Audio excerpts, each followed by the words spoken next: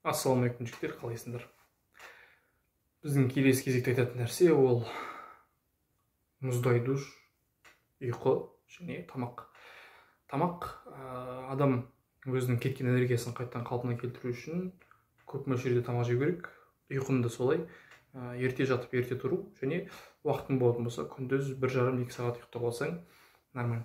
Келесі мұздай душ ол адамға энергия береді біріншіден, екіншіден әлде бағындыратын шың бар екенінің көрсеткіші. Мысалға ол қалай?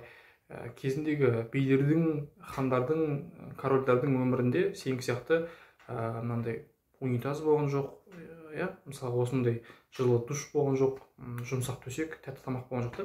Сол үшін осы нәрседен отказ беру арқылы сенің жаңағы өмірге деген құлшынысың артады негізінде.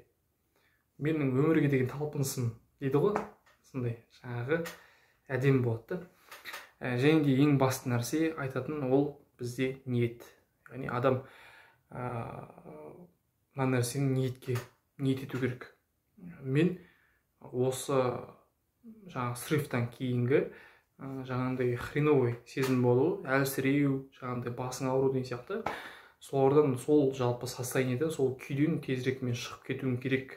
Тезірек мен бұрынғы қалпыма, бұрынғы қалыпты өмірге қайта оралуым керек деген сондай адамда бір құлшыныс болу керек. Сол кезде бір 24 сағаттың ішінде сен қайттан өзің бұрынғы қалпыңа келе аласың. Осы айтқан 8 нәрсені істесең, онда уже келесі күні залға барып гантель штанга көтерсең болады. Уже соған адамның жағдай жетеді. Сол үшін айтқан кеңестерді орында. Қуатты бол.